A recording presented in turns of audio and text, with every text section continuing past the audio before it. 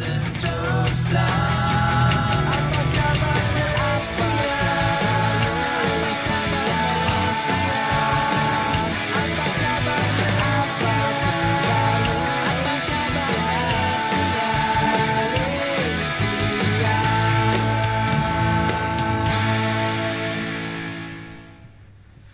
Assalamualaikum, apa khabar Malaysia? Hari ini, hari Sabtu, siaran khas kami bawakan kepada anda bersepeda dengan pilihan raya kecil di Parlimen Pulai dan juga Dewan Negeri Simpan Jeram.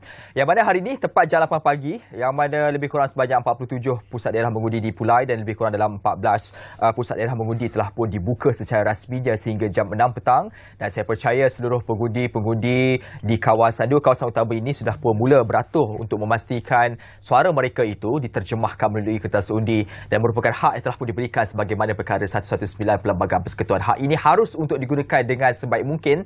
Meskipun saya memahami bahawasanya kita baru saja melepasi fasa-fasa demokrasi pada tahun lepas, dua fasa demokrasi telah pun dilalui pada tahun lepas khususnya kepada warga Johor secara khusus apabila pilihan raya negeri dilangsungkan sekitar bulan Mac 2022 dan juga bagi pilihan raya umum bagi memilih ahli Dewan Undangan Negeri dan juga di peringkat Parlimen pada bulan November tahun lalu.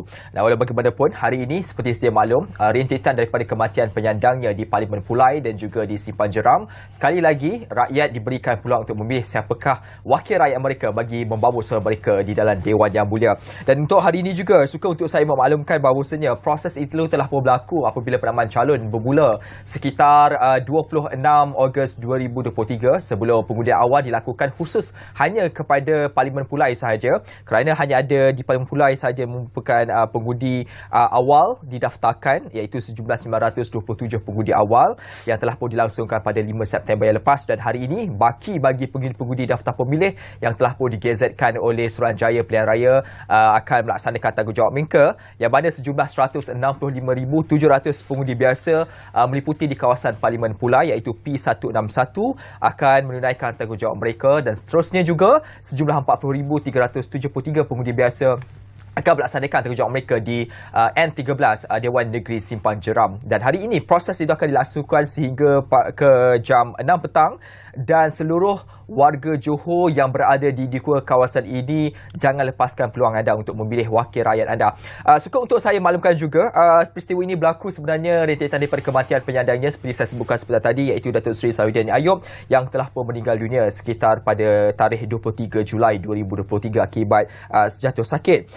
Dalam konteks ini kita akan buat penilaian secara khusus bagaimana sistem demokrasi itu diberikan semula kepada rakyat dan mengapa proses demokrasi ini harus digarap dengan baik dan diambil peluang dan tidak boleh ditinggalkan sepi oleh rakyat secara khususnya meskipun proses demokrasi sebelum ini dalam pilihan raya yang seringkali kita ungkap demokrasi itu berlaku pada 5 tahun sekali tetapi dalam keadaan-keadaan itu seperti ini di luar jangka ianya juga boleh berlaku sekali lagi dan tanggungjawab kepada rakyat harus untuk diterjemahkan. Dan hari ini saya bersama dengan dua individu akan bercakap secara langsung berhubung tentang pilihan raya kecil di Johor ini. Saya memperkenalkan kedua-duanya iaitu Profesor Madya Dr. Muhammad Mahdi Ismail, seorang Ketua Jabatan Pengajian Kenegaraan dan Ketamaduran daripada Fakulti Ekologi Manusia Universiti Putra Malaysia. Selamat datang, Doktor. Terima kasih. Juga di sebelahnya itu Dr. Muhammad Syamsidor Abdul Aziz yang merupakan pensyarah kanan Jabatan Siasah Syariah Akademik Pengajian Islam dari Universiti Malaya. Selamat datang, Doktor.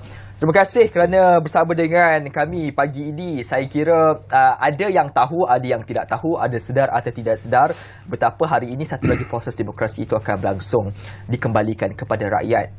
Asasnya kerana keadaan luar jangka. Ini perkara biasa dalam politik di mana-mana tempat sekalipun, di seluruh dunia sekalipun. Perkara biasa akan dilakukan. Untuk permulaan ini, saya nak bergerak dahulu kepada Dr. Mahdi. Dr. Mahdi, demokrasi perkataan yang sering kali kita dengar dalam kalangan masyarakat, khusus sebagai negara Malaysia, mengangkat amalan demokrasi itu satu proses yang saya kira harus untuk digarap, diambil walau dalam keadaan apa sekalipun, tidak boleh dibiarkan sepi. Tanggungjawab itu mengapa ia harus digarap, digalas oleh seluruh rakyat Malaysia apabila diberikan peluang dan ruang ini, Doktor? Okay, Bismillahirrahmanirrahim. Assalamualaikum warahmatullahi wabarakatuh. Selamat pagi, salam sejahtera, salam Malaysia Madani. Dan di kesempatan ini saya rasa adalah terbaik untuk saya ucapkan selamat menunaikan tanggungjawab mengundi bagi semua pemilih di Parlimen Pulai dan ahli Dewan Undangan Negeri bagi Dewan Undangan Negeri Simpan Jeram. Selalu tersilap simpan jeram dengan simpan renggang, simpan pulai. Banyak sangat simpan kan. Okey, dalam konteks demokrasi, kalau kita tengok dia satu elemen yang luas. Kalau kita nak bercakap secara tuntas tentang macam mana keperluan rakyat dalam memenuhi aspirasi demokrasi itu boleh ditengok dalam pelbagai perspektif dan pelbagai aspek. Secara dasarnya kalau kita perhatikan demokrasi itu kalau ambil satu konotasi yang cukup simple, kerajaan rakyat, oleh rakyat dan untuk rakyat. Betul. Kerajaan itu kerajaan yang dibentuk oleh rakyat yang akan memerintah bagi memenuhi aspirasi rakyat. Jadi kita sebagai rakyat hari ini hari besar bagi pemilih di Parlimen Pulai dan Simpan Jeram untuk mereka menunaikan tanggungjawab, dan inilah peluang dia untuk mereka memilih pemimpin. So kalau kita tengok pada PRK kali ini secara dasarnya dia tidak akan merubah apa-apa kedudukan sama ada pentadbiran di peringkat persekutuan maupun pentadbiran di peringkat negeri, satu kursi je. Tak akan jejas apa-apa pun. Cuma dalam konteks rakyat ini adalah satu tanggungjawab yang perlu ditunaikan. Sebab apa? Sebab inilah masa dia. Masa dia untuk terjemahkan siapa sebenarnya yang berkebolehan, yang paling layak untuk menjadi pemimpin di kawasan tersebut. Di kawasan Pulai, di kawasan Simpan Jeram. Jadi kalau silap memilih, dia yang akan jadi masanya rakyat. Sebab apa? Sebab dia adalah suatu suara yang akan memberikan mandat yang besar kepada setiap pemimpin di kedua-dua peringkat lah. Jadi saya kira pengundi Pulai dan pengundi Simpan Jeram perlu membuat satu pilihan yang bijaksana dalam menentukan siapa sebenarnya calon ataupun parti politik yang sewajarnya diberikan mandat untuk terus memberikan satu aspirasi besar ataupun memperjuangkan aspirasi sebenar yang diperlukan oleh rakyat. Okey, baik Dr. Syamsidor, dalam konteks situasi semasa ada rakyat memilih untuk mengasingkan diri daripada terlibat secara langsung atau tidak langsung dalam politik, apatah lagi mengasingkan diri daripada mengundi setelah pelbagai peristiwa yang berlaku di negara Malaysia ini, menjauhkan diri daripada politik dengan tidak turun mengundi. Adakah suatu perkara yang wajar untuk dilakukan? Assalamualaikum warahmatullahi wabarakatuh. Salam sejahtera. Saya kira soalan tadi itu adalah sesuatu yang bermain di fikiran kita semua disebabkan kita melihat kepada peratusan mengundi. Jadi kalau kita ambil daripada segi tanggungjawab, sudah tentulah kita nak seboleh-bolehnya peratusan yang tinggi, di mana hari ini pengundi-pengundi yang berada di Simpang Jeram, pengundi-pengundi yang berada di Pulai mesti memastikan bahawa di jari mereka hari ini ada inai. Supaya, dan siapa yang tidak ada tu, kita harap rakan-rakan ahli keluarga perlu boleh memainkan peranan untuk menggalakkan seisi pemilih di kedua-dua kawasan tersebut untuk terus berpartisipasi dalam politik. Ini kerana kalau kita lihat dengan contohlah dengan adanya undi 18 ni lagi, pelaksanaan yang telah pun wujud. Jadi adalah sangat penting supaya untuk semua pihak ini, semua pengundi yang sekitar 166,000 dan 40,000 lebih ni memainkan peranan masing-masing. Mesti. Kalau saya boleh bagi satu pantun lah, ni awal-awal nak bagi gengan kan. Lemak kelat buah berembang, jolok satu jatuhnya sekati. Janji ditabur, manifesto diteliti. Allah beratur, menang mengundi. Okey, itu adalah tanggungjawab yang perlu dilakukan dalam konteks Islam itu sendiri. Bagaimana Islam melihat keperluan untuk terlibat berpartisipasi dalam dunia politik? Tetapi kita bukan nak bercakap soal dunia politik itu adalah anda menjadi calon, anda menjadi ahli politik, tetapi terlibat dalam politik menguruskan hal ehwal negara itu melalui undi itu. Membina negara ini adalah tanggungjawab semua. Semua pihak, sama ada golongan muda, golongan tua, swasta ataupun apa pun platform, semuanya perlu memainkan peranan masing-masing ke arah membina negara, memperkasakan negara. Jadi dalam amalan demokrasi seperti yang disebut oleh sahabat saya tadi, bahawa ini adalah satu perkara yang penting. Jadi dia tak boleh kita nak pandang enteng. Semacam saya kata tadi juga bahawa perlulah adanya satu gerakan, sebagai contoh bagaimana kumpulan-kumpulan pergi nak turun mengundi ni, supaya memastikan kalau bolehlah seboleh-boleh kita dapat 80% mengundi. Apa yang cantik. Itu lebih terbaik sebenarnya. Bila dalam demokrasi itu penglibatan lebih majoriti rakyat, maka dapatlah menterjemahkan bahawasanya suara itu adalah suara majoriti daripada rakyat. Walau bagaimanapun, kita nak saksikan dahulu situasi semasa. Saya kira ada yang sedang berteka-teki nak turun ke tidak mengundi. Antara salah satu faktor ini adalah melihat kepada cuaca. Jom kita saksikan dahulu laporan cuaca.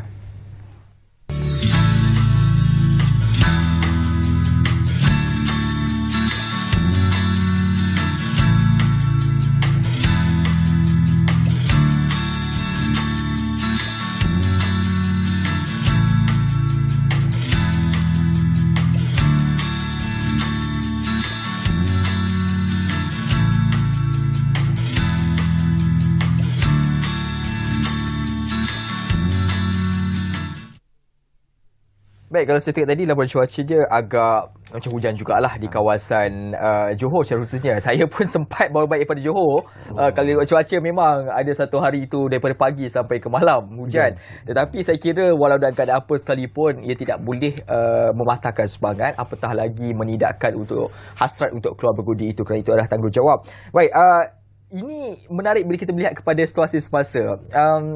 Kerisauan kita adalah pengundi-pengundi luar yang memilih untuk tidak turun bergundi, apatah lagi kalau lihat kepada jadual kalender tu, kita baru sahaja selepas sambutan Hari Kebangsaan dengan cutinya seminggu sekolah, dan kita menjangkakan seolah-olah pengundi luar tidak mahu turun ataupun tidak akan sekali lagi turun. Untuk Dr. Mahadi, kadang-kadang kita ni suka meletakkan alasan lain untuk menidakkan satu tanggungjawab yang perlu kita lakukan. Perkara-perkara SKB ini kadang-kadang menyukarkan untuk demokrasi itu disuburkan. Dalam konteks ini, bagaimana pandangan daripada Dr. Mahadi, meskipun kita kadang-kadang berada di luar kawasan, tanggungjawab itu juga perlu untuk kita turun? Doktor. Okey, ini merupakan satu cabaran sebab kita semua sedia maklum, minggu lepas sahaja kita baru melalui cuti sekolah. Cuti sekolah 1 minggu, kemudian ada cuti kemerdekaan. Orang dah ambil kesempatan untuk balik kampung pada waktu itu kan. Dan kali ini bagi Parlimen Pulai dan Simpan Jeram, Dun Simpan Jeram, memang dia menuntut sekali lagi lah untuk pengundi yang berada di luar kawasan balik sekali lagi untuk menunaikan tanggungjawab mereka. Saya kira ini suatu cabaran besar lah kepada parti-parti politik yang bertanding kan. Sebab apa? Sebab kalau kita tengok berdasarkan kepada pemerhatian saya, di kedua-dua kawasan kebanyakannya, khususnya anak muda lah, anak muda di kedua-dua kawasan Simpan Jeram dan Pulai berada di luar kawasan, tinggal di luar kawasan. Ada yang bekerja di Singapura, ada yang bekerja di Kuala Lumpur kan. So untuk mereka balik pada kali ini mungkin yalah, sudah pasti kita tahu bila nak balik kampung ni melibatkan kos, kena bayar tol, kena ambil cuti kan. Balik sehari takkanlah balik semata-mata untuk undi kan. Sudah pasti balik 2-3 hari kan. Ini Sabtu Ahad, dan ada kemungkinan yang orang yang tak mau berdepan dengan jam nak balik dah balik setiap hujung minggu daripada selatan ke KL ni, saya rasa kita pada tiap-tiap minggu menghadapi suatu situasi agak sukar lah berdepan dengan traffic jam kan. Ini merupakan satu cabaran. Tetapi dalam konteks sekarang ini, saya melihat anak-anak muda khususnya ataupun pekerja yang berada di luar kawasan telah pun mempunyai kesedaran yang tinggi. Mereka sewajarnya lah pada kali ini mengambil kesempatan untuk balik bersama-sama menterjemahkan proses demokrasi yang sedang orang kata berkembang subur di Malaysia ini kan. Ambillah kesempatan pilihan raya, proses politik ini kemuncak dia pilihan raya. Kalau setakat sembang kari kedai kopi je tak guna kan. Inilah parti dia terjemahkan untuk kepentingan diri sendiri, untuk kepentingan rakyat masyarakat setempat, untuk kepentingan kaum keluarga yang berada di kampung tu kan. So carilah peluang dan kesempatan, baliklah mengundi. Ialah walaupun kita tahu KL Johor ni lebih kurang 3 jam je kan. Orang yang berada di KL sempat lagi pagi ni start kereta balik untuk mengundi kan. Even yang berada di Singapura pun masih lagi sempat nak balik untuk mengundi walaupun masih lagi belum tolak balik kan. So ini merupakan suatu manifestasi proses demokrasi yang bukan saja menuntut pengorbanan yang dalam bentuk wang ringgit ataupun masa, cuma saya juga melihat pengorbanan yang lebih luas lah. Nak terjemahkan demokrasi dan perlu menunjukkan kita ini adalah sebagai seorang yang patriotik berada di bumi Malaysia, perlu menunaikan tanggungjawab di mana bumi dipijak, di situ langit dijunjung. Baik, selepas ini saya nak menilai juga bagaimana tanggungjawab itu harus dilakukan oleh walaupun pengundi luar, sebab kita nak bercakap juga berkaitan tentang lokaliti itu. Kerana sebagai seorang wakil rakyat, mereka bukan sahaja semata-mata di peringkat kerajaan persekutuan ataupun peringkat negeri, tetapi juga kepada kawasan itu pembangunan harus dilakukan. Walau bagaimanapun, kita nak bersama dulu dengan rakan setugas untuk kita saksikan situasi semasa di kawasan Parlimen P161 Pulai. Bagaimana situasinya, kita akan bersama dengan saudara wartawan Azri Idris yang sudah pun bersedia. Azri, bawakan laporan anda.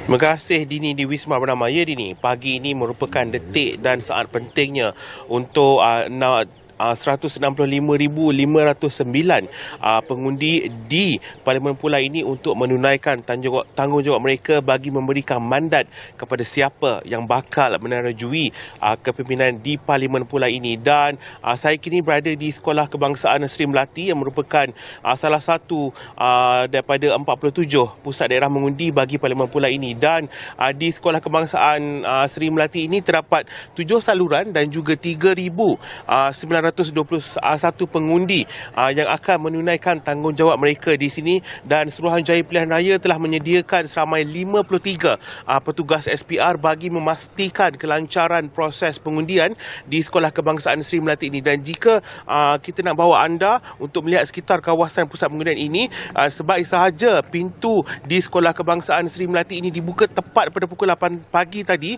kesemua pengundi telah datang ke sini untuk menunaikan tanggungjawab mereka sebagai pengundi. Dan jika kita boleh lihat sejak seawal pukul 7 pagi tadi ya Dini, pengundi-pengundi di Sekolah Kebangsaan Seri Melati ini telah beratur untuk menunggu pintu bagi pusat mengundi di sini dibuka bagi menunaikan tanggungjawab mereka. Dan sebaik saja masuk, mereka akan memeriksa kad pengenalan di kaunter semakan daftar pemilih di sini. Dan SPR telah menyediakan kaunter-kaunter semakan bagi pengundi-pengundi di Sekolah Kebangsaan Seri Melati ini. Dan SPR juga telah menyediakan kemudahan kerusi roda kepada golongan-golongan OKU dan juga warga emas untuk bergerak bagi memastikan perjalanan proses pengundian di Sekolah Kebangsaan Seri Melati ini berjalan lancar. Dan di sini seperti yang saya maklumkan tadi, terdapat 7 saluran mengundi bagi tingkat bawah Sekolah Kebangsaan Seri Melati ini. SPR telah menyediakan kemudahan bagi golongan-golongan OKU dan juga warga emas untuk menunaikan tanggungjawab mereka. Dan kita boleh lihat di situ warga-warga emas sedang beratur untuk menunaikan tanggungjawab mereka. Dan jika kita nak komen sedikit mengenai faktor cuaca, kita boleh lihat pada pagi ini walaupun Jabatan Meteorologi meramalkan bahawa dijangkakan hujan lebat dan ribut akan berlaku di kawasan sekitar Johor ini, namun alhamdulillah cuaca sangat baik dan anda di Parlimen Pulai digalakkan untuk datang awal pada pagi untuk menunaikan tanggungjawab anda bagi memastikan kelancaran proses pengundian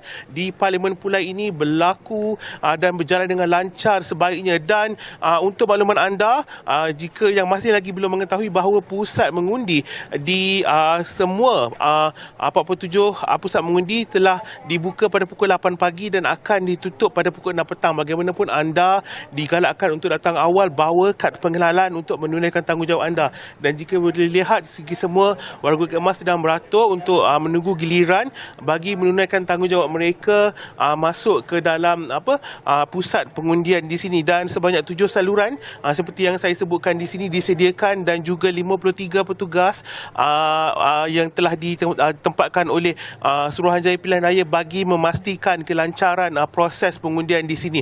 Dan saya kira Dini, itu sahaja perkongsian yang saya dapat bawakan buat masa ini dari Parlimen Pulai dan di pusat mengundi Sekolah Kebangsaan Seri Melati ini. Untuk itu kita kembali bersama Dini di Wisma Bernama. Silakan Dini. Baik Azri, terima kasih. masih sediakan juga payung. Kok petang nanti hujan. Tapi pagi ni alhamdulillah cuaca baik, Azri. Terima kasih atas laporan tersebut. Azri dah pesan tadi, jangan lupa bawa kad perkenalan. Pagi ni nampak cuacanya baik. Kalau boleh datang awal pagi lah, kerana kalau ikutkan landscape cuacanya petang selalunya hujan di Johor ketika ini. Pagi itu lebih baik, lebih bunyi dan selesailah kita akan melasukan tanggungjawab kalau anda keluar lebih awal. Tadi kita lihat itu adalah proses yang berlaku di Parlimen Pulai. Ianya telah pun dibuka pada jam 8 pagi. Tadi saya bila kita nak bercakap soal pilihan raya ini, tidak boleh lari daripada kita bercakap juga soal calon-calon dia. Dan perkiraan pengundi pastinya mahu calon yang terbaik. Kita dah melihat bagaimana Datuk Seri Saifuddin Ayub, Allahyarham, telah pun melakukan kerja yang cukup baik sepanjang beliau menjadi ahli parlimen dan juga ahli Dewan Negeri. Dan tanggungjawab itu haruslah diteruskan ataupun ditingkatkan lagi oleh calon berikutnya.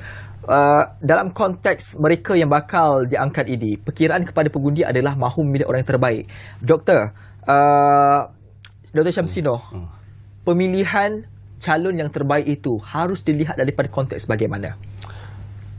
Umumnya saya meletakkan pemilihan calon ini dia perlu didasari oleh faktor akronim negara. Negara ni saya letakkan pertama, N ni adalah nilai. Calon ini dia mesti ada nilai untuk memberikan hikmat kepada masyarakat. Masyarakat perlukan sebab kita tak nak masyarakat dah orang kata dah beratur, dah kira korban atas faktor cakna kepada demokrasi datang. Itu satu. Yang kedua adalah efektif. Bila tugas-tugas telah dilaksanakan, kita nak seboleh-bolehnya tugas itu adalah dijalankan dengan baik dan cekap. Dan juga dia perlu sentiasa ada penambahbaikan. Sebagai contoh, kalau dalam pada teori sistem sains politik ni, dia kata dia ada dia perlu ada feedback. Perlu dapatkan feedback daripada masyarakat. Maka calon perlu cakna kepada tu. Calon yang menang nanti. Yang menang ke yang kalah, dua-dua boleh memainkan peranan masing-masing. Yang G adalah perlu ada gagasan. Gagasan maksudnya perlu ada perancangan. Mestilah perancangan yang dibuat itu selari ataupun lebih baik daripada perancangan yang ada di peringkat negeri, di peringkat persekutuan untuk support, memberi sumbangan kepada masyarakat. Dan A adalah mesti ada aspirasi. Ada kehendak, ada keinginan memang untuk memberikan perkhidmatan yang paling baik. R adalah rasional. Pengundi ni, dia ni adalah, kalau ikut pada teori sains politik, dia ada teori pilihan rasional. Pengundi dia taktikal. Dia nak orang yang diundi ni memberikan sesuatu kepada dia. Jadi supaya untuk akan datang, dia akan undi lagi. Maka apa yang perlu dibuat adalah untuk calon yang menang nanti dia membuktikan kepada masyarakat. Dan A yang terakhir saya kira adalah faktor agama dan kepercayaan. Yang mana mana-mana calon mestilah kata meletakkan agama, kepercayaan masing-masing sebagai satu entiti penting dalam memberikan perkhidmatan yang terbaik kepada rakyat. Okey, dalam konteks ini saya melihat khusus di kawasan kedua-duanya Parlimen Pulai ataupun di Simpan Jeram, komposisi pengundi kaum mengikut kaum itu agak lebih kurang seimbang. Dalam usaha untuk memastikan pula keseimbangan itu boleh diterjemahkan oleh mereka yang akan dipilih. Elemen-elemen seperti tadi, yang mana paling dominan untuk mengimbangkan dan memenuhi kesemua komposisi kaum yang berada di dua tempat ini, Doktor? Okey, kalau kita tengok di Pulai, komposisi kaum lebih kurang 44% Melayu kan. 40% Cina dan lebih kurang dalam 12% lebih lah India kan. Manakala di Simpan Jeram, komposisi kaum dia lebih kurang dalam 51% plus lah. Melayu 40, lebih kurang 44%, Cina dan India dalam 2% lebih kan. So dari segi peratusan kaum ini merupakan satu indikator bagi parti-parti politik untuk menentukan siapa calon yang paling layak untuk diangkat ataupun dipertandingkan di kawasan tersebut. Jadi kalau kita tengoklah pada kali ini dua parti politik utama lah kan meletakkan calon-calon Melayu. Sebab dia kita tahu kedudukan calon berdasarkan kepada komposisi kumpulan etnik itu agak seimbang. Tetapi kita juga kena faham bahawa dalam konteks PRK ini yang menjadi tumpuan satu Malaysia, dia perlu mengangkat seorang calon yang betul-betul berkaliber, yang mampu untuk convince, yang mampu untuk menarik ataupun meraih undi. Jadi saya tengok dalam konteks ini, calon-calon yang diangkat oleh parti-parti yang bertanding, kita ada calon bebas, tidak dinafikanlah, kan. Nampaknya memang orang yang aktif dalam politik, kan. Macam boleh sebut nama, macam Suhaizan Khayat, ini bukan calon-calon orang, yang diangkat oleh PH, kan. Dia merupakan sosial politik kepada, pastinya arif soal politik dan juga di kawasan. Dia jadi sosial politik pada arwah Datuk Seri Salahuddin. Orang yang sosial politik ni memang kerja dia tiap-tiap minggu turun kawasan. Sudah pun mendampingi rakyat, kan, telah pun bergiat dengan aktif, dah tahu macam-macam masalah yang telah dilalui oleh pihak di kawasan Pulai, dan telah pun memberikan khidmat bagi pihak Datuk Seri. So ini adalah orang yang tepat diangkat oleh calon PH. Jadi dalam konteks ini kita tidak perlu lagi melihat dalam komposisi etnik itu.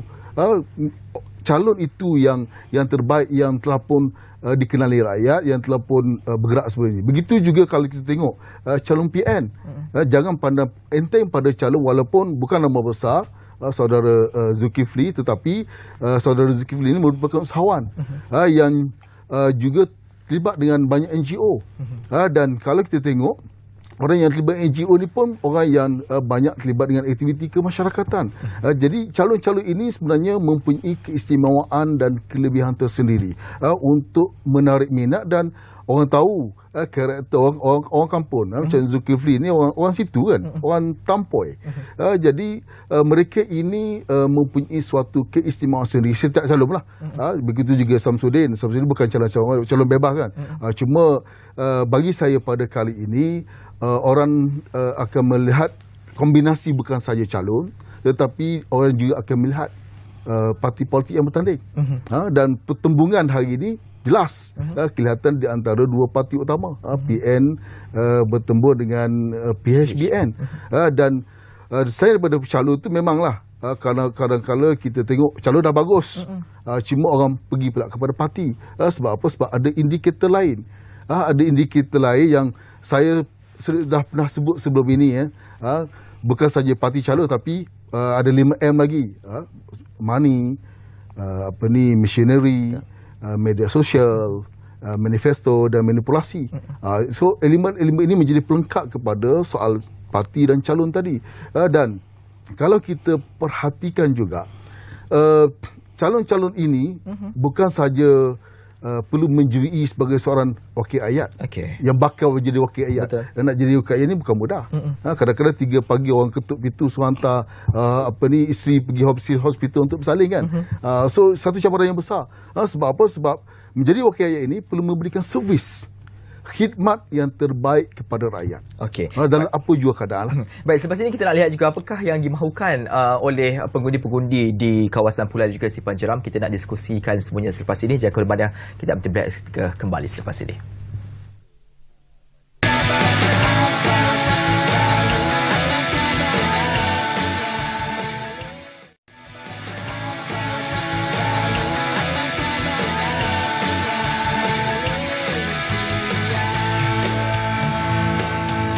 Baik, kembali semula. Kalau tadi kita tinjau Azri di Parlimen Pulai, kali ini kita nak terbang sedikit ke atas sedikit ke kawasan Simpang Jeram. Kita nak bersama dengan wartawan Siti Nurhana Syafirah Mat Nazir yang saya kira sudah pun bersedia membawakan laporannya.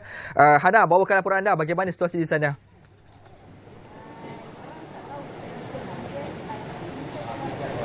Ya Didi, saya kini berada di SJKC Pechai di mana di sekolah ini merupakan salah satu daripada 14 pusat mengundi bagi DUN Simpang Jeram.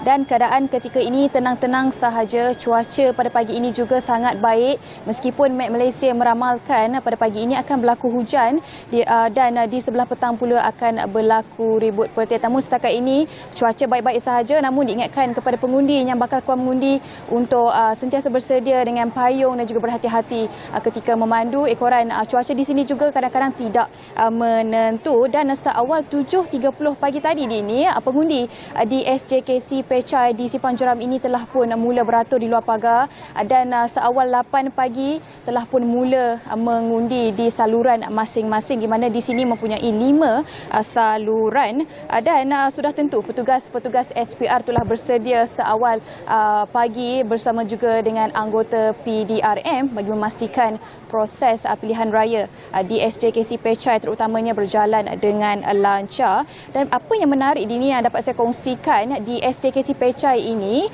calon Pakatan Harapan Nazri Abdul Rahman bersama dengan isterinya akan tiba di sini kira-kira dalam 10 pagi nanti untuk menunaikan tanggungjawab sebagai pengundi di DUN Simpang Jeram. Dan menarik juga, Nazri merupakan satu-satunya calon yang akan menunaikan tanggungjawab sebagai pengundi dan ini kami di sini pengamal media masih lagi menunggu sehingga ketibaan calon Pakatan Harapan itu Nazri Abdul Rahman bersama isteri. Dan secara keseluruhannya di DUN Simpang Jeram ini jika boleh saya kongsikan seramai 678 petugas SPR termasuk anggota PDRM ditugaskan bagi memastikan kelancaran proses pilihan raya yang akan berlangsung sehingga jam 6 petang ini. Dan sudah pasti sasaran juga telah ditetapkan oleh SPR di mana pada hari ini SPR menyasarkan lebih daripada 70% pengundi untuk keluar mengundi di DUN Simpang Jeram bagi memastikan kemenangan ataupun keabsahan kemenangan calon yang bertanding, di mana di DUN Simpang Jeram ini berlaku saingan 3 penjuru melibatkan calon Pakatan Harapan yang saya katakan sebentar tadi Nazri Abdul Rahman, Perikatan Nasional Dr. Muhammad Mazri Yahya dan juga calon bebas SJ Ganaden.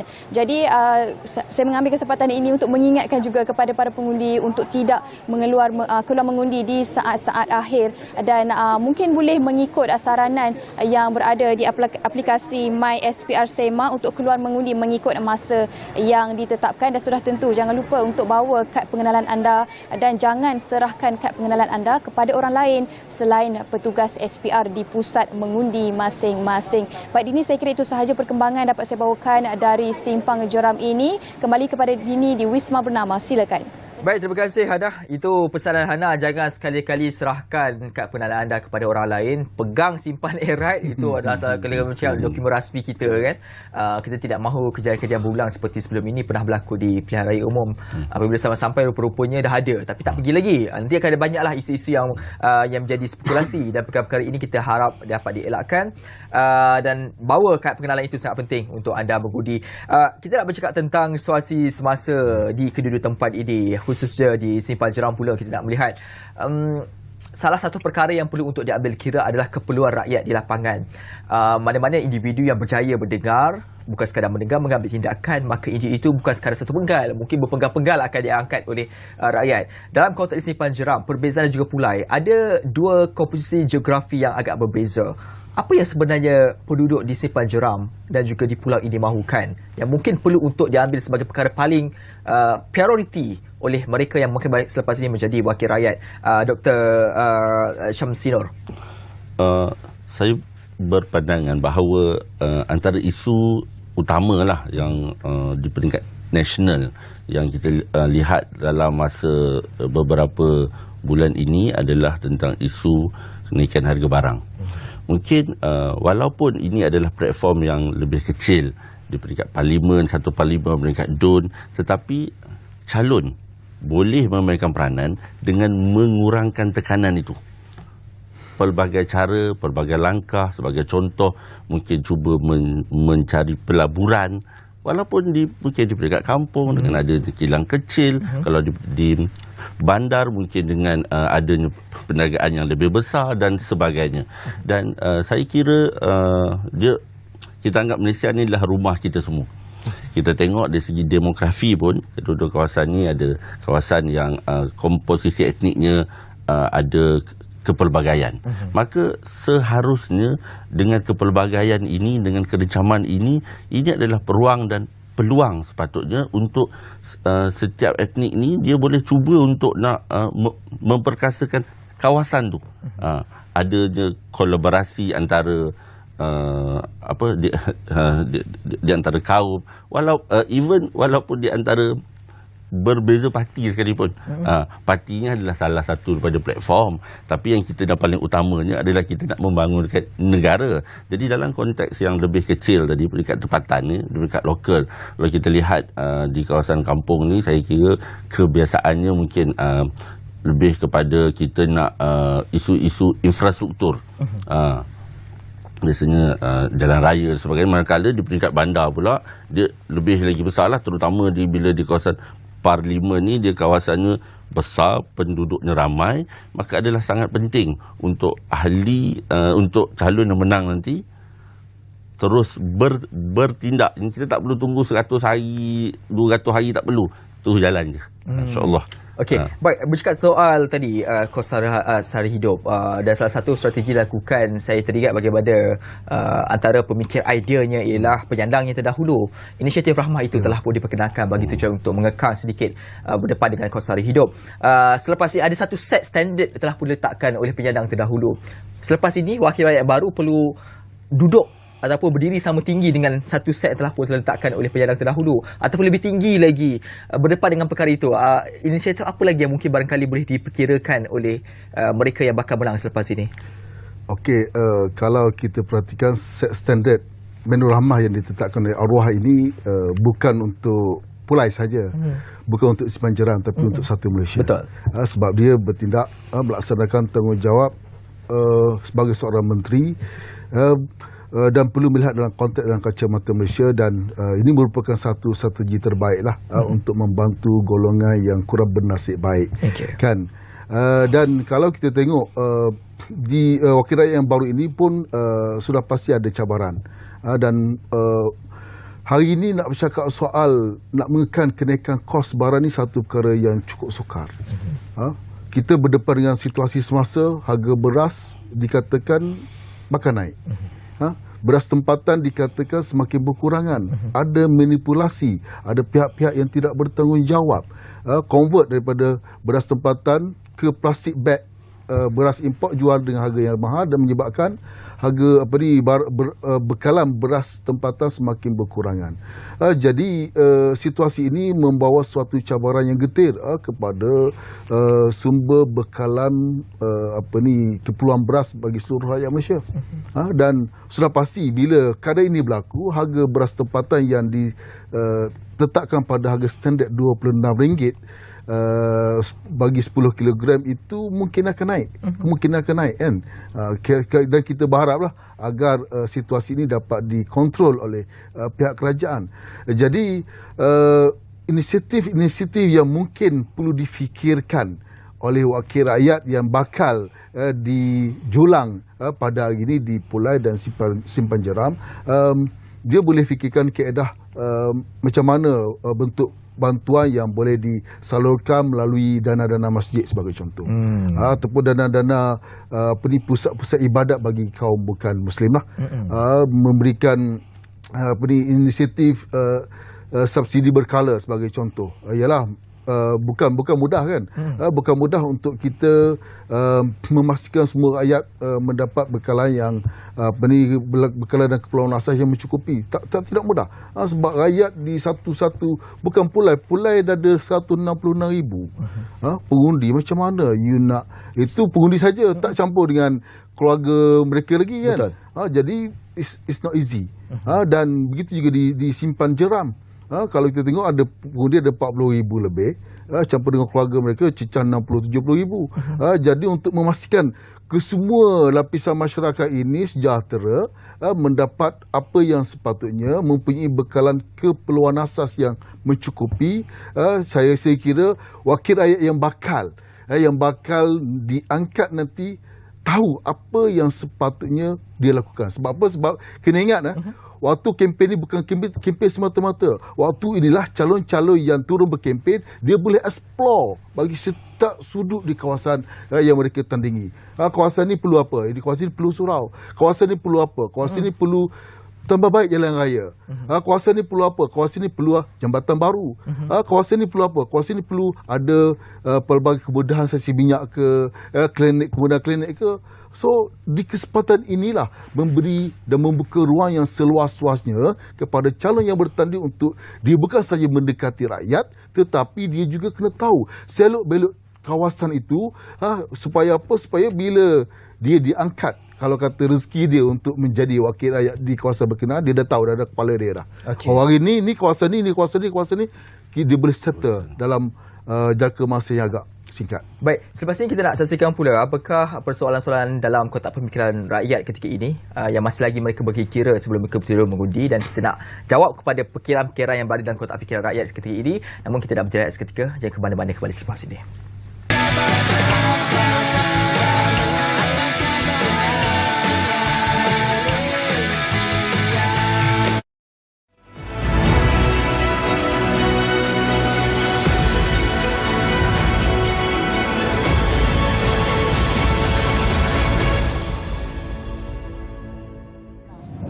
Bagi saya, generasi muda seharusnya mengambil berat tentang sejarah-sejarah negara kita, tokoh-tokoh negara kita, hari-hari penting terutamanya, kerana tanpa tokoh-tokoh tersebut tidak lahirlah Malaysia sekarang.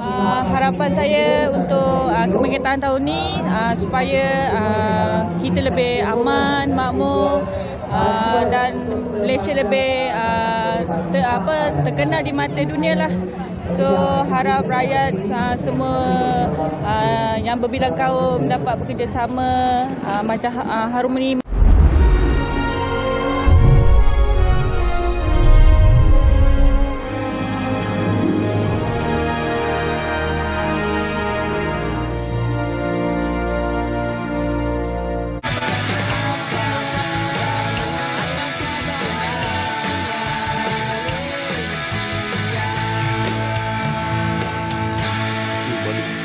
Baik, tadi saya tinggalkan persoalan untuk kita berbincang berkaitan tentang soalan-soalan yang barangkali terfikir dalam kotak fikiran pengundi menyebabkan mereka masih berkira-kira nak turun mengundi ataupun tidak, khususnya dalam pilihan raya kali ini. Kepada Dr. Syamsido, soal pengundi luar tadi itu, mereka berduduk di lokaliti yang berbeza. Tetapi situasi untuk undian itu dilakukan di tempat yang berbeza. Seringkali dipertanyakan mengapa mereka ini harus turun mengundi juga. Ada yang menganggap bahawa saya tidak ada kena apa-apa sebab saya bukan duduk kat kawasan tersebut, kan? Jadi dalam konteks ini, sekiranya amalan itu yang diambil, adakah ia merugikan kepada mereka yang duduk di kawasan tersebut kerana atas faktor mereka yang tidak tahu, tidak mahu turun mengundi ini? Saya kira orang yang alamatnya dan didaftarkan untuk mengundi di satu-satu kawasan, sekalipun dia adalah dalam kategori kita kata pengundi yang berada di luar, ada satu tanggungjawab untuk dia datang turun mengundi. Sebabnya adalah sudah tentu adanya keluarga dia di situ, sudah situ ada kejiranannya di situ. Maka adalah satu perkara yang sangat penting untuk dia tidak boleh mengambil enteng benda-benda ni, kerana ini adalah satu tanggungjawab untuk negara. Kalau selalu saya share dengan saudara-saudara, saya kata kalau hari mengundi, awak memang ada ruang untuk pergi mengundi. Tapi kalau di jari awak tak ada inai hari itu, pada tu ada satu benda yang malu. Patut kita berasa malu kerana negara ini bukan minta kita untuk kita nak baju simen, nak buat batu bata, tak. Hanya minta kita untuk nak angkat senjata. Kita nak berpartisipasi dalam keadaan yang boleh saya katakan mudah, tetapi sebenarnya tanggungjawab yang besar.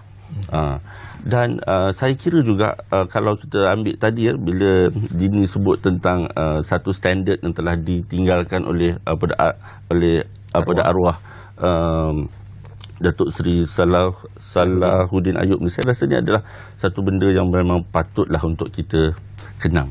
Saya ada satu pantun, boleh? Boleh. Angin bertiup sepoi bahasa. Angin bertiup sepoi bahasa, langit yang kelam menjadi benderang. YB yang nak menang nanti hidup di dunia biar berjasa sehingga mati dikenang orang. Ia mengingatkan saya kembali bagaimana ketika saat-saat penjajah dahulu meninggalkan kita, banyak jasa beliau telah pun dikenangkan dan ia sangat memberikan manfaat kepada rakyat secara khususnya. Saya perlu juga bercakap soal isu undi tidak mengundi. Saya nak balas tapi nanti sekarang kita jadi pesta berpantung. Okay. Baik, saya perlu juga kita nak bercakap berkaitan tentang perkiraan tadi disebut dan faktanya memang jelas apapun keputusan yang berlaku di peringkat Parlimen Pulai ataupun Simpanjeram ia tidak akan mengubah kerajaan negeri, apatah lagi kerajaan persekutuan, kerana kedua-duanya mempunyai forbidden number yang mana mereka majoriti 2/3, angka itu sudah ada, ia tidak akan mengubah apa-apa. Dan ini juga menjadi persoalan kepada pengundi-pengundi, kalau tidak mengubah apa-apa, kenapa saya perlu turun juga untuk mengubah suatu undian itu, Doktor? Ya perlu turun. Sebab apa? Sebab memang tidak merubah kerajaan negeri maupun kerajaan persekutuan, tetapi menentukan wakil rakyat di kawasan itu. Siapa yang nak bela nasib you? Kan? Kita mesti memberikan mandat kepada calon yang terbaik. Calon terbaik pilihan hati. Ini orang turun mengundi, kita tak turun mengundi. Bila naik calon, kita pula melahirkan rasa tak puas hati. That's why saya kata jangan sembang saja, kita mesti terjemahkan, mesti pakat-pakat sama-sama turun untuk menentukan siapa calon terbaik dan siapa leader ataupun kepimpinan yang benar-benar boleh menjiwai rakyat, yang boleh membela nasib rakyat, yang boleh memperjuangkan suara rakyat di kawasan berkenaan. Dan kalau kita tengok prospek ini besar. Prospek untuk menjadi seorang wakil rakyat ini, menunaikan tanggungjawab kepada rakyat ini besar. Dia kena tengok semua, dia kena tahulah semua elemen, semua masalah, semua perkara-perkara yang perlu diselesaikan dengan segera di kawasan masing-masing. Jadi saya kira kalau kita tak turun mengundi, tidak memberikan mandat kepada orang yang sepatutnya, dia akan memberikan backfire kepada kita nanti. Memberikan backfire kepada rakyat. Sebab apa? Sebab kita yang menentukan siapa. Dan kalau kesempatan ini pun kita tak nak ambil, dia merugikan kita. Dan inilah, bagi saya inilah masanya untuk sama-sama kita terjemahkan demokrasi yang sewajarnya, dan kita perlu memainkan peranan kita, menunaikan tanggungjawab kita sebagai seorang individu yang bergelar warga negara Malaysia di kawasan Pulai dan Simpanjeram. Pada kali ini memang Pulai Simpanjeram, mungkin pada hari yang lain tempat lain pula kan. Inilah masa dia, tunaikan tanggungjawab dan tunjukkan anda seorang yang berjiwa Malaysia. Baik, selain penting juga, setiap kali berlaku pilihan raya kecil ataupun pilihan raya negeri, ia seringkali dimanifestasikan kepada refleksi terhadap sistem politik tahanan negara, khususnya kepada gabungan parti politik ataupun tindak tanduk parti politik di peringkat persekutuan atau perkara negeri. Untuk kali ini juga tidak lari daripada fakta tersebut. Seperti disebut JG tadi, walau bagaimanapun sekiranya jumlah turun pengundi itu kurang daripada jumlah majoriti pengundi, boleh tak ia dianggap sebagai refleksi kepada situasi politik negara? Ya, satu keadaan memang betul, dan kita tengoklah situasi semasa sekarang ni kan. Kita tahu jumlah komposisi kumpulan etnik itu lebih kurang je. Lebih kurang. Dan di sini kita dah boleh buat prediction. Walaupun kita tak nak bercakap soal prediction hari ni. Kita dah boleh buat prediction kalau kumpulan etnik ini turun ramai, siapa yang akan menang. Dan kalau kumpulan ini turun ramai, siapa yang menang. Dan kalau ramai tak turun mengundi, kita dah boleh agak siapa yang akan dapat manfaat. Jadi di sini kita dah boleh agak dah. Kan? So dalam konteks ini saya melihat manifestasi ataupun keterujaan untuk memberikan mandat kepada parti-parti politik yang bertanding merupakan suatu yang membawa mesej moral yang jelas. Sebab apa? Sebab situasi politik semasa di Malaysia ini nampak tenang, tetapi jangan disangka air yang tenang itu tiada buaya. Dan kita juga seringkali melihat banyak isu-isu yang berbangkit lepas satu-satu kan. Lepas satu-satu, dan di kesempatan ini saya rasa para pengundi di Pulai dan pengundi di Simpanjeram boleh memberikan satu indikator yang jelas. Kalau dia sokong orang ni dan menang orang tu, mesej moralnya dia menyokong mungkin blok tertentu, dan blok tertentu mungkin rasa isu itu sebagai satu isu yang enteng, yang remeh-temeh. Tetapi kalau calon itu menang, calon yang lawannya menang, dia membawa satu mesej moral kepada parti pemerintah bahawa ini satu tindakan yang ataupun satu terjemahan pengundi yang menunjukkan ada rasa tidak puas hati di kalangan rakyat. Jadi perkara-perkara ini perlu diambil kira lah. Dan saya kira dalam situasi politik semasa ini memang percaturan di antara dua parti, dua gabungan terbesar di antara PN dan PHBN ini dia lebih kepada kalau kita tengok dalam konteks PHBN dia lebih kepada untuk mempertahankan maruah dia. Sebab itu kursi mereka Simpang Jeram Pulai itu kursi yang dimenangi oleh Datuk Seri dah 2 kali pilihan raya dah kan. Begitu juga kalau kita tengok dalam konteks PN, dia nak tunjukkan bahawa, nak buktikan bahawa gelombang yang disebut sebagai gelombang hijau tu dah sampai ke di selatan. Kita dah tahu dia dah conquer, dah menguasai kawasan-kawasan utara, kawasan pantai timur. Telah pun menerobos beberapa kawasan di Selangor baru-baru ini. Ada dua kawasan di Negeri Sembilan. Tapi ujiannya pada kali ini, bagi saya, PN nak tengok sejauh mana gelombang itu dah sampai ke tidak ke selatan tanah air. Dan ini merupakan satu indikator manifestasi pengundi terhadap kerajaan yang memerintah dan terhadap parti-parti politik yang bertanding. Baik, kedua-duanya dalam konteks untuk pengundi ini memilih siapakah yang mereka harus undi ketika ini antara calon dan juga parti dengan situasi landscape politik tanah negara, manakah mereka harus letakkan terlebih dahulu? Dr. Syamsi Nur. Bila kita sebut tentang sama ada calon atau parti, kalau dalam sains politik, dia ni adalah satu pandangan daripada sekolah Michigan orang kata, iaitu psikososial. Dia lihat calon, isu, kempen dan sebagainya. Dalam konteks pilihan raya hari ini, saya kira satu akronim kalau boleh saya nak cadangkan juga, iaitu pilih. Sebab nak memilih kan, nak memangkah ni daripada pukul 8 pagi tadi sehingga pukul 6 petang ni, pertama pertimbangkanlah dengan bijak. Manifesto telah diberi, janji telah diberi, planning telah ditunjukkan, maka pengundi perlu memainkan peranan. I adalah ilmu pengetahuan. Pengundi juga perlu ada ilmu untuk berpolitik. Pengundi boleh bukan sekadar pada waktu pilihan raya, selepas daripada pilihan raya, pengundi yang ada ilmu, maka dia akan mencari jalan apa-apa platform sebagai NGO atau sebagainya untuk memberikan demand and support kepada pihak kerajaan untuk memberikan perkhidmatan berkawasan. Kemudian L adalah lihat impaknya. Maknanya berdasarkan kepada situasi-situasi yang lepas, lihat bagaimana perubahan-perubahan telah pun berlaku. I adalah yang saya kira sangat-sangat penting, iaitu integriti. Kita nakkan bukan sekadar calon yang berintegriti, pemenang yang berintegriti, tapi juga rakyat. Sebab kalau apa-apa isu, saya kira hari ini adalah yang utama ni kita perlu ada penghayatan etika. Ni kursus yang kita duk mengajar ni lah. Dan H adalah kita perlu menghasilkan keputusan yang terbaik. Kalau boleh saya ambil, yang utama juga dalam pilihan raya ini adalah kita semua bertanggungjawab kepada pilihan yang kita buat. Tetapi kita mahu so-called, kita kata seumpama kemelut yang bermuara kasih. Hari ini dalam tempoh 1 minggu 2 minggu ni kita ada pelbagai kempen orang angkat bendera begitu. Tetapi saya harap sangat selepas habis diumumkan keputusan, semua pihak regroup balik. Kerana ini adalah rumah kita semua. Kita bukan berperang, kita ni nak membangunkan negara. Lepas kita dah turun jalankan tanggungjawab, selepas itu kita jalankan lagi tanggungjawab kita dalam platform-platform yang lain. Baik, 1 minit kepada Doktor, calon ataupun parti? Bagi saya simple saja. Yang terbaiknya ialah pilih calon. Sebab calon itu akan mewakili kita kan.